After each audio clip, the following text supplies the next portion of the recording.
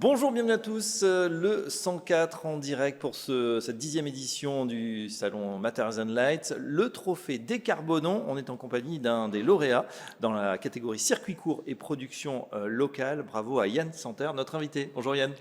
Bonjour. Vous êtes associé fondateur de Guylaine et voilà, vous êtes spécialiste, je vois, du carreau moulé en sédiment portuaire. Alors expliquez-nous exactement ce que fait Guylaine.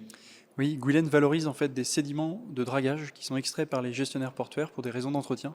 Et nous, on leur propose une piste de valorisation. C'est l'occasion de trouver une ressource qui n'est pas valorisée. Ça évite par ailleurs de consommer des Oui. ressources de carrière.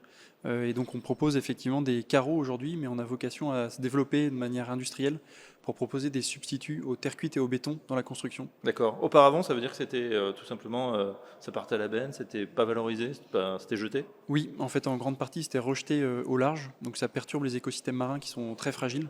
Donc c'est aussi une manière de mieux préserver ces écosystèmes marins que de les ramener à terre, et donc d'inciter les gestionnaires portuaires à les ramener à terre pour qu'on puisse les valoriser. Bien sûr. Donc c'est effectivement jeté ou stocké à terre, tout simplement. Ouais. On revient sur la genèse du projet, parce que ça va se compter en dizaines de tonnes, peut-être plus. Alors les quantités elles sont considérables, il y a à peu près 40 millions de mètres cubes de sédiments qui sont extraits chaque année en France. Ça représente 60% de la consommation nationale de béton, c'est à peu près ce qu'on consomme en béton prêt à l'emploi. Oui. Donc c'est un volume considérable, on a vraiment une ressource qui est à l'échelle du problème qu'on adresse, parce que notre but c'est de proposer des matériaux décarbonés, c'est l'intitulé des trophées, et le but c'est de décarboner la construction grâce à ce procédé innovant. On a en fait un procédé qui est inspiré par la diagénèse, qui est le processus naturel de formation des roches sédimentaires. D'accord. Est-ce qu'il y a déjà un marché? Est-ce que vous avez déjà commencé à commercialiser justement cette solution? Oui, en fait, on a un atelier de fabrication. On part vraiment du matériau brut et on sort des produits finis qui sont livrés sur chantier directement.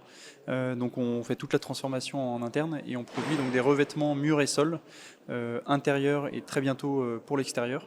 Et par ailleurs, on développe des applications en façade, en toiture et pour voilà, substituer d'autres produits. Mais donc, c'est déjà commercialisé pour les revêtements.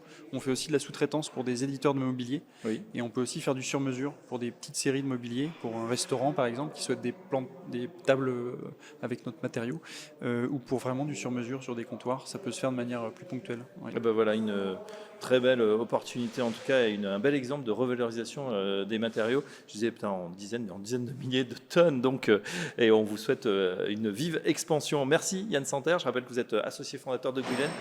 Donc pour ce trophée Décarbonons circuit court et production locale et à très bientôt sur Materials and Light. Merci.